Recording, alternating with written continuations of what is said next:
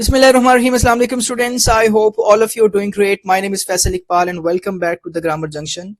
Students, in today's video we are going to explore unit number 14, that is basically a beautiful poem by William Wordsworth, and the title of this poem is The Solitary Reaper. Students, क्या कभी आपने इस चीज को महसूस किया कि हम रोज बहुत सी आवाजें सुनते हैं, बहुत से लोग देखते हैं, मगर कुछ चीजें अचानक हमारे दिल को छू जाती हैं। कभी कोई खूबसूरत सी धुन, कभी खामोश सा मंजर, या बाज दफा मेहनत करता हुआ एक आम सा शख्स। ये सब चीजें हमें कुछ सोचने पे मजबूर करती हैं। ऐसे लम्हों में हम खुद से सवाल करते हैं कि खूबसूरती आखिर होती क्या है?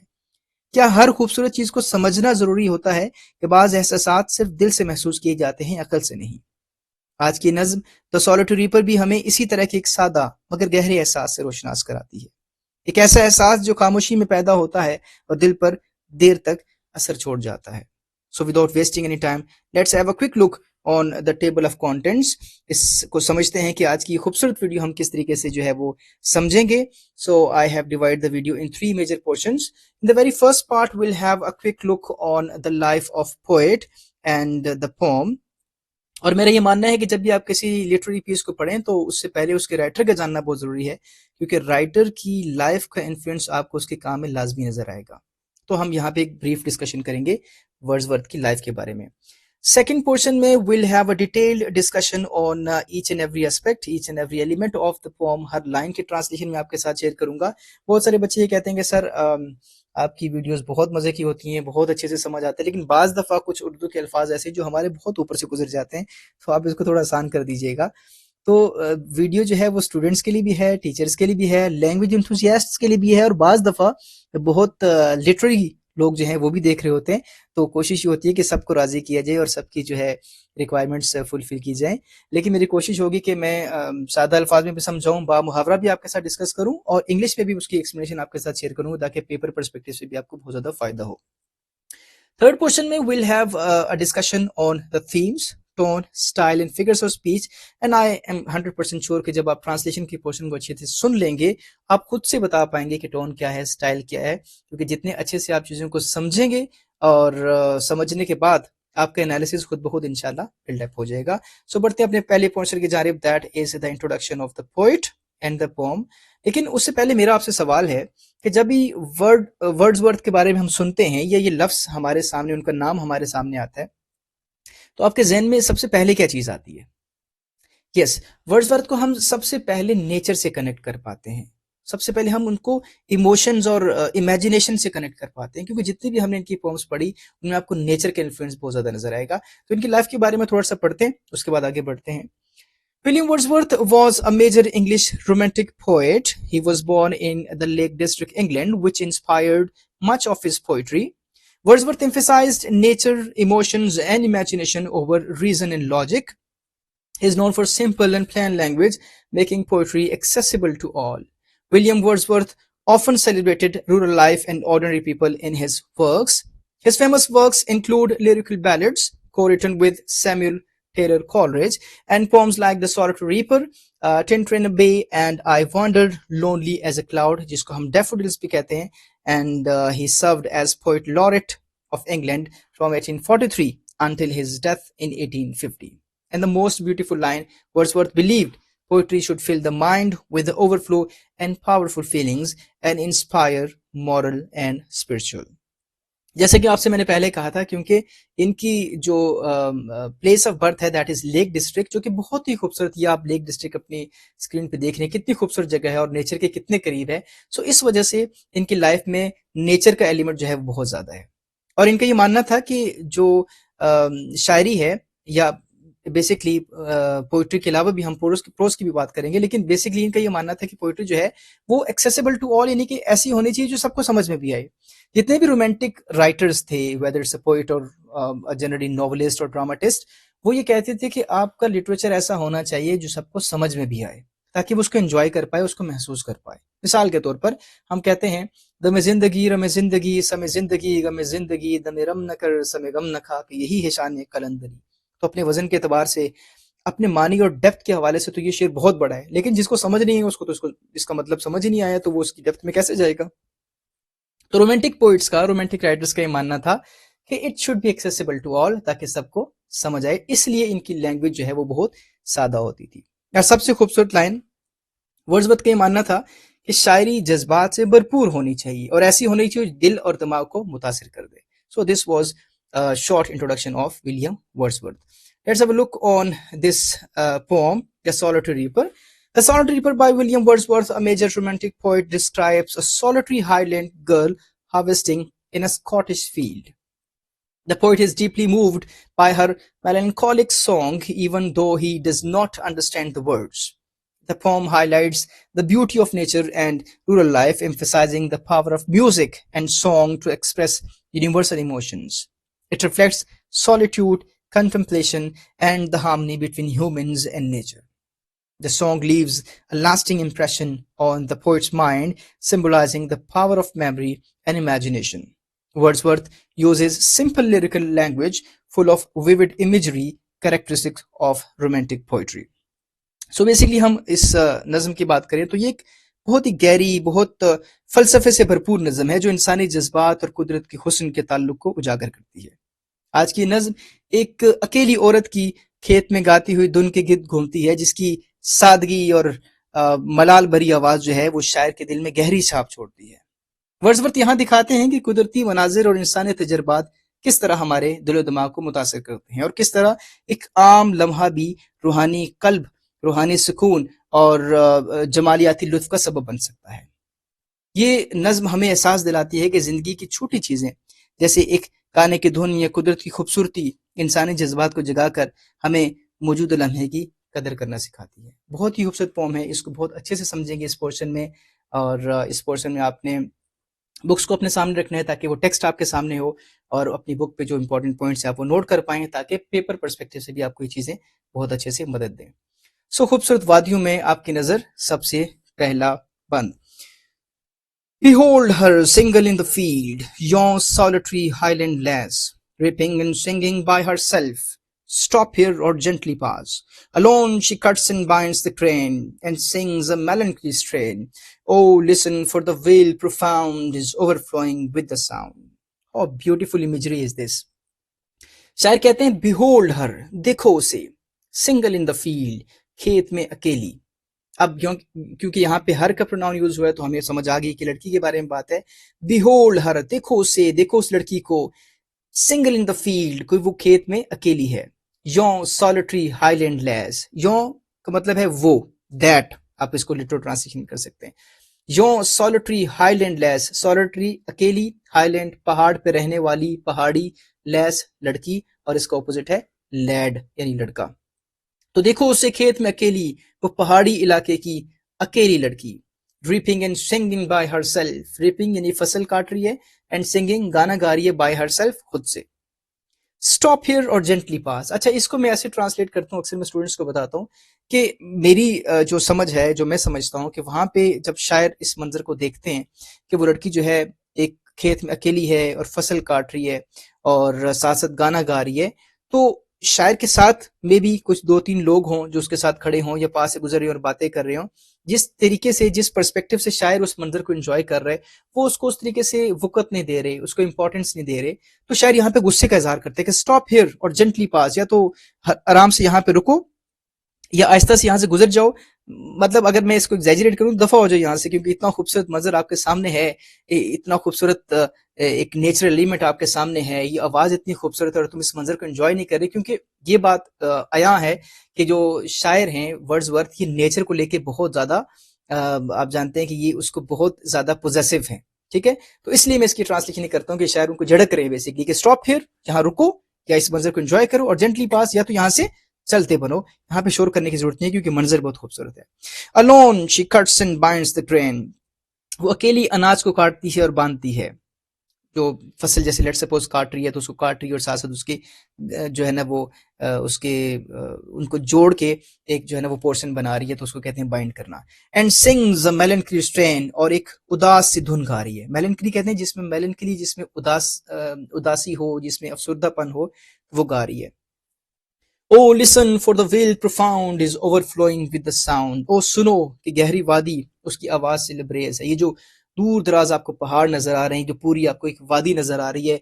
उस लड़की की आवाज इतनी खूबसूरत आवाज है कि पूरी की पूरी वादी उसकी आवाज से लबरेज है, उसकी आवाज से महजूज हो रही है। अब थोड़ा सा हम इसको बामुहावरा तौर पे मैं आपकी इसकी ट्रांसलेशन जो है वो सॉरी इसकी एक्सप्लेनेशन आपके साथ में शेयर करता हूँ, और फिर इंग्लिश में भी उसका मैं आपके साथ शेयर करता हूँ ताकि आपको बामुहावरा भी इसकी समझ आ जाए। ये बंद शायर की नजरों से अकेली लड़की की तस्वीर पेश करते हैं जो खेत में काम करते हुए गाती है। शायर इसे देखकर रुकने या आहिस्ता गुजरने की हिदायत करता है ताकि इसकी मीठी और उदास धुन खराब ना हो। इस बंद में लड़की की आवाज की शिद्दत और वादी में इसकी गूंज बयान की गई है। ये मंजर इंसान और फितरत के दरमियान ताल्लुक को दिखाता है, जहाँ एक आम लम्हा भी दिल में सुकून, खुशी और गौर फिक्र पैदा कर सकता है। इस लड़की की आवाज शायर के दिल दिमाग पर देर पा असर छोड़ती है, जो न सिर्फ कुदरत की खूबसूरती बल्कि इंसानी जज्बात की गहराई और खामोशी को भी महसूस करता है। The stanza presents the solitary girl through the poet's eyes, and she works and sings in the field. The poet asks to stop or pass quietly so that her sweet and melancholic song is not disturbed. He further describes the intensity of her song and how it resonates throughout the valley. The scene reflects the connection between human and nature, where even an ordinary moment can bring peace, joy, and contemplation. The girl's singing leaves a lasting impression on the poet's heart and mind, showing both the beauty and nature and the depth and quietness of human feelings. Second stanza की बात करें तो शायर कहते हैं, No nightingale did ever chaunt more welcome notes to weary bands of travelers in some shady haunt among Arabian sands. A voice so thrilling never be heard in springtime from the cuckoo bird, breaking the silence of the seas among the farthest Hebrides. No nightingale did ever chaunt, कभी किसी बुलबुल ने भी इतनी खूबसूरती से नहीं चहचहाया होगा। चौंट का मतलब चहचहाना, कि किसी बुलबुल ने भी आज तक इतनी खूबसूरत आवाज में नहीं गाया होगा, नहीं चहचहाया होगा। मोर welcome notes the very bands, very कहते हैं टायर्ड, एग्जॉस्टेड, थके हुए, बैंड्स कहते हैं ग्रुप ऑफ पीपल, यानी कि जो दस्ते हैं या लश्कर कह दें कि बहुत सारे जो थके हुए, थके मांदे, दूर दराज से सफर करके जो थके हुए जो दस्ते आते हैं, लश्कर आते हैं, उनके लिए जो वेलकम नोट्स कोई एक नाइटिंगेल गाती है, तो इस लड़की की आवाज उस बुलबुल की आवाज से भी खूबसूरत है। Of travellers in some shady haunt, shady haunt से मुराद एक सायादार जगह, एक resting place among Arabian saints. अब ये चार लाइनें दफ पढ़ के फिर आपको मैं जो इमेजरी मेरे ज़हन में बनती है मैं आपके साथ शेयर करता हूँ। No nightingale did ever chaunt more welcome notes to weary bands of travelers in some shady haunt among Arabian sands. अब ये इमेजिन करें जैसे अरब के बड़े बड़े सहरा होते हैं, तो दूर से अरब के जो सहरा हैं वहां से कुछ एक मुसाफिरों का एक लश्कर पूरा आ रहा है, और वो उस गर्मी में उस सहरा के तपिश से होते हुए आ रहे हैं, और मुसाफिर जो हैं वो अपने सफर के थकावट के वजह से चूर हुए हुए, और वो जब आके उनको कोई रेस्टिंग प्लेस मिलता है, कोई जैसे ओएसिस जिसको नखलिस्तान कहते हैं, वो जगह मिलती है और वहां वो बैठते हैं, वहां वो आराम करते हैं, तो वहां उस सायादार जगह के ऊपर अगर बुलबुल उनको वेलकम नोट्स सुनाए, उनको खूबसूरत आवाज में उनकी जो थकान है उसको दूर करे, तो उससे उनको कितना सुकून मिलता होगा। शायर कहता है कि इस लड़की की आवाज उस बुलबुल की आवाज से भी खूबसूरत है, जो कि उन मुसाफिरों को, उन थके मांदे मुसाफिरों को जो है वो सुकून देती है, राहत बख्शती है, उनके जो थकावट है उसको दूर करती है। उसकी आवाज नो डाउट कि बहुत प्यारी है, लेकिन इस लड़की की आवाज उस बुलबुल की आवाज से भी प्यारी है। इसके बाद चलें तो शायर कहते हैं, voice so thrilling never be heard, कि ऐसी पुरजोश आवाज कभी नहीं सुनी गई। इन spring time from the Kuku bird, बहार के मौसम में कोई कोयल की तरफ से, यानी कि बहार के मौसम जब स्टार्ट होता है तो कोयल जो है वो बहार के आने की सदा सुनाती है, बहार के आने का पैगाम देती है, और अपनी खूबसूरत आवाज से बताती है कि भाई बहार का मौसम आ गया है। वो जब फूलों को देखती है, कलियों को चटकते हुए देखती है, तो बहुत ज्यादा खुश होती है, और उसका अंदाज बताता है वो कितनी झूम रही है, तो उसकी आवाज में बड़ी म्यूजिकलिटी होती है। तो शायर कह रहा है कि इस लड़की की आवाज उस कुकू बर्ड की आवाज से भी खूबसूरत आवाज है। उसके बाद शायर कहते हैं, breaking the silence of the seas, इसकी आवाज ऐसी आवाज है जो समंदरों की खामोशी को तोड़ दे। अमंग द फारदेस्ट हर्बडीज, वो दूर दराज जो हर्बडीज के जो जजायर हैं उनके दरमियान। अब बेसिकली हर्बडीज जो हैं वो नॉर्थ अटलांटिक ओशन जो है, जिसको हम बहरे मुंजमद शुमाली भी कहते हैं, उसमें दूर दराज जो है कुछ आइलैंड्स हैं, ऐसे आइलैंड्स हैं जहाँ पे इंसानी जिंदगी नामुमकिन है, जहाँ कोई इंसान नहीं रहता। शायर कहता है कि इतने दूर तक इसकी आवाज में इतनी चीख है, इसकी आवाज में इतनी खूबसूरती है, इसकी आवाज की इतनी रेजोनेंस है कि वो दूर दराज हर्बडीज के जो जजायर हैं वहां तक इसकी आवाज जो है वो सुनाई दी जाती है, और इसकी आवाज जो है समंदरों की खामोशी को तोड़ती है। अब आप देखेंगे कितनी एग्जैजरेशन है, कितनी मुबालगा आ रही है। बेसिकली हाइपरबोली का यूज यहाँ पे बहुत ज्यादा किया गया है। ये बंद लड़की की आवाज की खूबसूरती और उसकी शिद्दत को बयान करते हैं। पहले जो शायर हैं वो इसके गाने का मुआवजा बुलबुल के खुशाइंदा नगमे से करता है, जो थके हुए मुसाफिरों के लिए राहत बख्श होता है। इस बंद के दूसरे हिस्से में इसकी आवाज की पुरजोशी को कोयल के नगमे से और दूर दराज के समंदरों की खामोशी को तोड़ने की मिसाल से दिखाया गया है। इस मंजर में शायर इंसानी जज्बात की हसासियत और कुदरत के हुस्न के दरमियान रिश्ते को वाजे करता है, जहां एक आम गाना भी दिलो दिमाग को खुशी, सुकून और रूहानी असर दे सकता है। This stanza describes the beauty and intensity of the girl's voice. In the first part of this stanza, the poet compares her singing to the nightingale's welcome song, bringing comfort to weary travelers. In the second part of this stanza, the thrill of her voice is compared to the cuckoo in spring breaking the silence of distant seas. The scene shows the connection between human sensitivity and the beauty of nature, where even an ordinary song can give joy, peace, and the spiritual effect to the mind and the heart.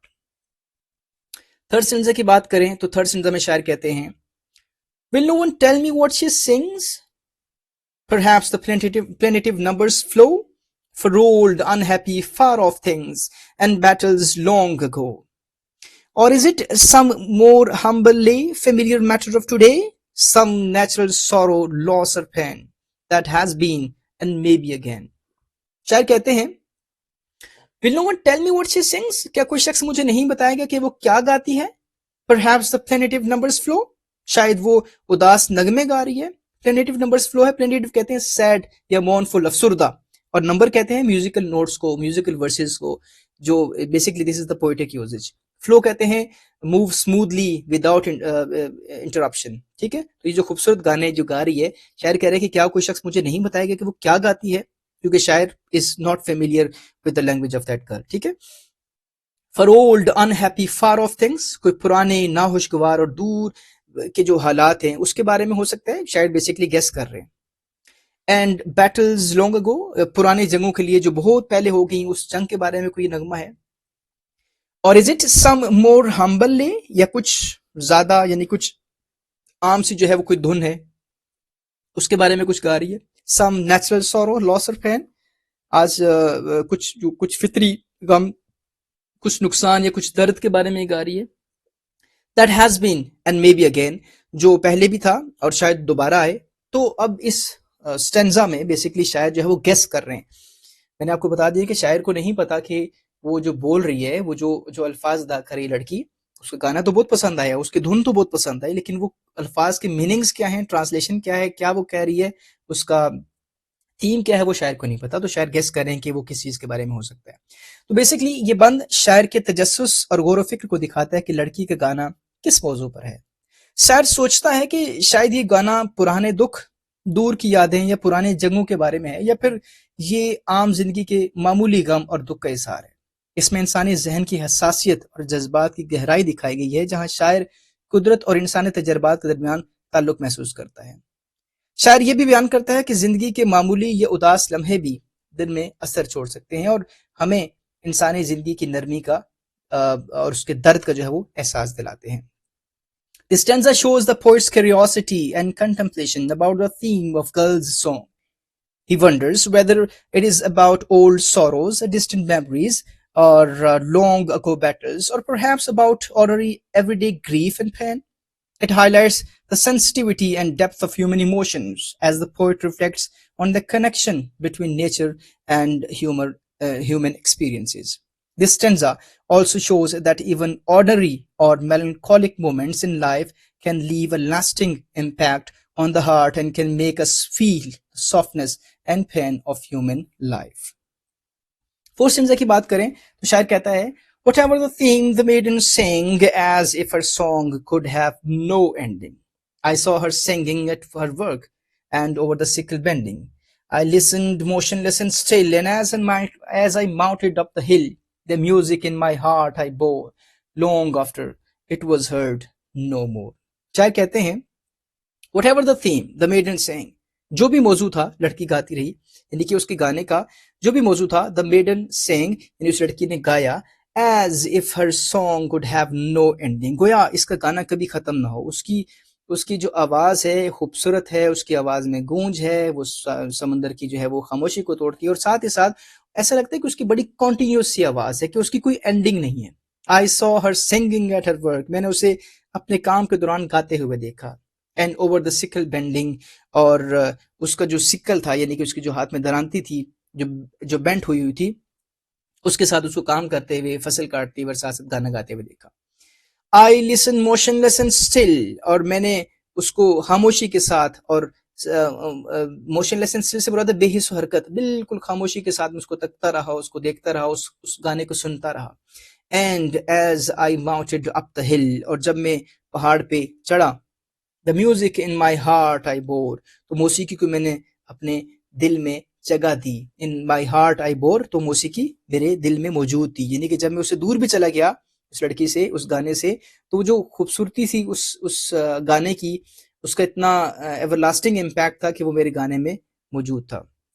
Long after it was heard no more, लंबे अरसे तक जब मैं इसे सुनना खत्म हो गया। तो बेसिकली अगर आप इस पोर्शन को कंपेयर करें डैफोडिल्स के साथ, तो डैफोडिल्स में भी आपने देखा था कि एंड पे शायरी कहते हैं कि आपके जो खूबसूरत लम्हात होते हैं आपकी लाइफ के, वो आपके पास एक एसेट होते हैं, आपके पास एक एहसासा होते हैं, कभी खूबसूरत लम्हात खत्म नहीं होते। क्योंकि वो कहता है कि जब भी मैं अपने सोफे पे बैठा होता हूँ, तो मुझे वो दोबारा से रिकॉल होती है सारी की सारी चीजें, और मेरा दिल जो है दोबारा से डैफोडिल्स के साथ डांस करना शुरू हो जाता है। इसी तरह का मौजू जो है वो इस लास्ट स्टेंजा में ये कह रहे हैं कि उस आवाज को मैंने अपने दिल में भर लिया, मैंने अपने दिल से उसको दिल से क्योंकि सुना, तो उसको अपने दिल में महफूज कर लिया। Long after it was heard no more, अब क्योंकि फिजिकली उसकी आवाज नहीं आ रही, लेकिन अब भी वो जो गाना है वो मेरे दिल में जो है वो वैसे का वैसे ही है जैसे उस वक्त मैंने उसको सुना था।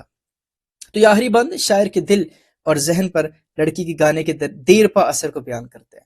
लड़की का गाना इतना पुरअसर और मुसलसल महसूस होता है कि शायर इसे मुकम्मल तौर पर याद रखता है, यहाँ तक कि वो खुद वहां से दूर हो जाता है। ये बंद इंसानी जज्बात की गहराई और फितरत के हुस्न के साथ हमारे ताल्लुक को जाहिर करता है कि हम फितरत के साथ कितने जुड़े हुए हैं। शायर दिखाता है कि जिंदगी के आम लम्हात भी जैसे एक लड़की का गाना दिल में खुशी, सुकून और रूहानी असर छोड़ सकते हैं। यादें इंसान के दिल में हमेशा रह जाती हैं। This final stanza shows the lasting impact of girl's song on the poet's mind and heart. Her singing seems endless, and the poet remembers it vividly even he moves away. This stanza highlights the depth of human emotion and our connection with the beauty of nature. It illustrates the ordinary moments like a solitary girl's song can leave joy, peace, and spiritual impression that remains in the heart forever. So this was all about the poem. I hope कि ये सादा मगर पुर असर pome आपको बहुत अच्छे से समझ आई होगी। बढ़ते हैं अपने नेक्स्ट पोर्शन की जानिब, that is the literary analysis, जिसमें will have a quick look on the themes, tone, mood, style and figure of speech. So सबसे पहले हम बात करते हैं थीम्स की, जिसमें सबसे पहला जो थीम है that is solitude and isolation. Solitude मतलब तन्हाई और अलहदगी। ये नज्म एक अकेली लड़की की जो है वो तस्वीर पेश करती है, जो खेत में अकेले काम करते हुए गाना गा रही है। सॉलिट्यूड यहाँ पे पाया जाता है, क्योंकि सॉलिटरी वैसे भी हमारे टाइटल में भी आ रहा है। इसके तन्हाई नज्म के माहौल को पुरस्रार और पुरसकून बनाती है। यह तन्हाई उसके जज्बात को और भी गहरा करती है। सेकंड जो थीम है that is harmony between humans and nature, जो कि सबसे ज्यादा यहाँ पे प्रोमिनेंट भी है। नज्म में लड़की का गाना फितरत के माहौल के साथ मुकम्मल हम आहंगी पैदा करता है। जिस तरीके से वो गाना गा रही है, उसको शायर किस तरीके से जो है वो माहौल के साथ और नेचर के साथ कनेक्ट कर रहा है। और गाना वो गा रही है, अपने लिए गा रही है, उसको नहीं पता कि मुझे कोई सुन रहा है, लेकिन शायर क्योंकि उसको महसूस कर रहा है, तो वो जो ह्यूमन इमोशंस हैं और वो जो हार्मनी है between the elements of the nature, तो वो शायर महसूस कर पा रहा है। तो उसकी आवाज जो है पहाड़ों और वादियों में गूंजती है। आवाज उससे निकल रही है, पहाड़ों में वादियों में गूंज रही है, उसकी आवाज हर बड़ी तक सुनाई दी जा रही है, और समंदरों की के सकूत को तोड़ रही है और शायर के दिल में असर कर रही है, तो सारी की सारी चीजें किस तरीके से आपस में हम आगे कैसे आपस में कनेक्टेड हैं, तो यूं इंसान और फितरत एक खूबसूरत रब्त में जो है वो नजर आते हैं इस फॉर्म में। इसके बाद टाइमलेसनेस ऑफ आर्ट, फन की जो है वो लाजवाल हैसियत। लड़की का गाना वक्ती होने के बावजूद शायर के दिलो दिमाग पर हमेशा के नक्श हो जाता है। वो टेम्पररी सा जो शायर का वहां पे कुछ लम्हा वहां पे गुजरा, जितना पल शायर ने उस गाने को महसूस किया, अब वो पल तो खत्म हो गया, फिजिकली वो गाना बंद हो गया, लेकिन असल में जो शायर है वो उसके दिल में उसका गाना आज भी सख्त है, और आज भी शायर जब अपनी आंखें बंद करता है, अपने सोफे पे बैठता है और उस पल को महसूस करता है, तो वो गाना उसकी आवाजों में आज भी रस खोलता है। ये सारी चीजें साबित करती हैं कि सच्चा फन जो है वो वक्त की कैद से आजाद होता है और फन इंसान के दिल में देर पा असर छोड़ता है। इसके बाद हम बात करें तो एक और इसका थीम बनता है, that is emotional resonance and मेलनकली।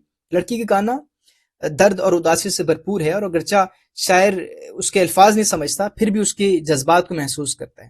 तो ये गाना शायर के दिल को गहरे तौर पर मुतासर करता है। ठीक है, तो इसलिए ये इमोशनल रेजोनेंस और इसमें मेलनकली पाई जाती है।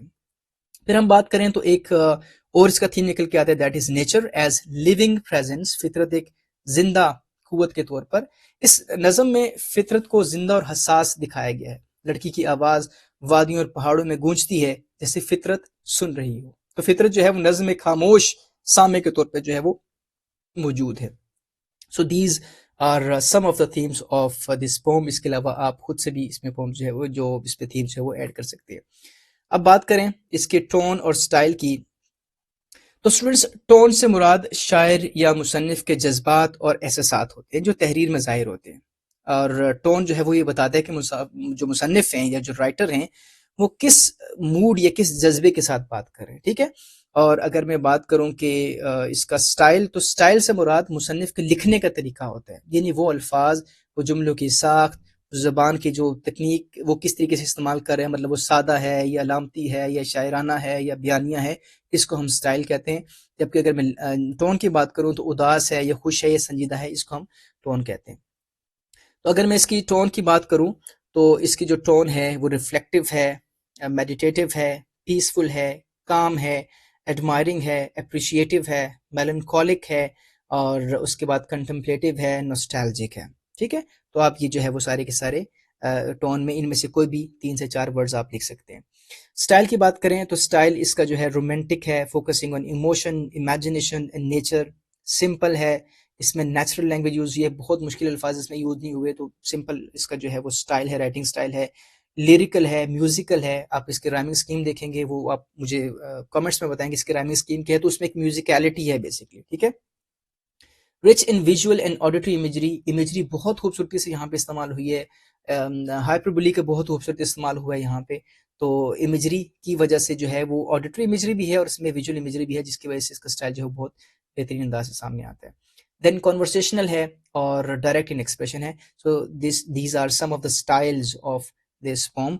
आपको इसके अलावा अगर कोई स्टाइल महसूस होता है तो आप जो है वो मुझसे शेयर कर सकते हैं। ठीक है, बात करेंगे इसके फिगर्स ऑफ स्पीच की। हम हर स्टेंजा में देखेंगे कौन कौन से फिगर्स ऑफ स्पीच हैं। अगर मैं इमेजरी की बात करूं, behold her single in the field, imagery तो आपको पूरी पोम में मिलेगी। ठीक है, और सबसे ज्यादा आसानी से ढूंढी जाने वाली चीज है। ठीक है, आपका कमाल ये है कि आपको ये पता होना चाहिए कि इमेजरी विजुअल है, ऑडिटरी है, टेक्टाइल है, ऑल्फैक्टरी है। ठीक है, तो आपको इमेजरी या गेस्टैटरी है, आप उसके टाइप्स पता होने चाहिए। तो आप जो मैं इमेजरी आपके साथ शेयर करूं, आपने मुझे कमेंट्स में बताना है कि behold her single in the field ये कौन सी इमेजरी है। ठीक है, reaping and singing by herself, alone she cuts and binds the grain। ठीक है, तो ये मैंने 3 एग्जांपल्स लिखी हैं, आप इसमें और भी एग्जांपल्स ऐड कर सकते हैं। हाइपरबोली यानी एग्जैजुरेशन की बात की जाए, मुबालगा आराई की बात की जाए, तो उसमें O listen for the well profound is overflowing with the sound, कि वो जो वादी है उसकी आवाज से गूंज रही है सारी की सारी वादी, तो ये हाइपरबोली है, एग्जैजुरेशन है। नो नाइटिंगेल डिड एवर चॉन्ट, उसकी आवाज इतनी खूबसूरत है कि नाइटिंगेल से भी खूबसूरत है। A voice so thrilling never be heard, इस तरह की आवाज कभी सुनी ही नहीं। ठीक है, breaking the silence of the seas, तो ये भी हाइपरबोली है। अब ये बच्चे कंफ्यूज नहीं होने का, सर ये breaking the silence of the seas जो है ये तो पर्सोनिफिकेशन है, तो ये कैसे हो गई? तो पर्सोनिफिकेशन भी है। ठीक है, एक ही वक्त में 2 टाइप्स भी हो सकती है। एंजॉयमेंट, आप मुझे बताएंगे कि एंजॉयमेंट होता क्या है? चलो मैं आपको बताया, आप सारी चीजें हमें बताएंगे तो फिर आप क्या बताएंगे? O listen for the well profound is overflowing with the sound, तो आप देख सकते हैं कि प्रोफाउंड के बाद जहां पे लाइन खत्म हो रही है वहां पे आपकी कोई कॉमा, कोई फुल स्टॉप, कोई आपको पंक्चुएशन मार्क नजर नहीं आ रहा, यहाँ पे लाइन ब्रेक हो रही है, सेंटेंस ब्रेक नहीं हुआ लेकिन लाइन ब्रेक हो गई है, this is called enjambment. More welcome notes to very bands of travellers in some shady haunt, यहाँ पे भी एंजैममेंट जो है वो यूज हो रही है। एपोस्ट्रोफी की बात करें तो O listen for the well profound is overflowing with the sound, और सेकंड एग्जांपल, ओ सॉरी दोबारा से बता दूं आपको, इसमें सेकंड एग्जांपल भी यहाँ मौजूद है। O listen for the well profound is overflowing with the sound, जब किसी को पुकारा जाए, जैसे ओ लिसन, ओ सुनो, ठीक है, नॉर्मली किसी ऐसे शख्स को पुकारा जाए जो मौजूद ना हो, डेड हो, या जिसकी तरफ से आपको रिस्पॉन्स नहीं है, तो उसको कहते हैं एपोस्ट्रोफी, ठीक है। फिगर्स ऑफ स्पीच में मैं वीडियो बना चुका हूँ। Alliteration, no nightingale did ever chaunt, n sound n sound repeat हो रही है। Will no one tell me what she sings, s sound has been repeated. Assonance की बात की जाए तो long after it was heard, no more, तो o की जो साउंड है ये रिपीट हो रही है। Behold her single in the field, अब आप मुझे बताएं इसमें कि इसमें कौन सी जो है वो एजोनेंस यूज हो रही है, ठीक है, कुछ कुछ काम आपको भी देना चाहिए ना। सो this was all about today's discussion.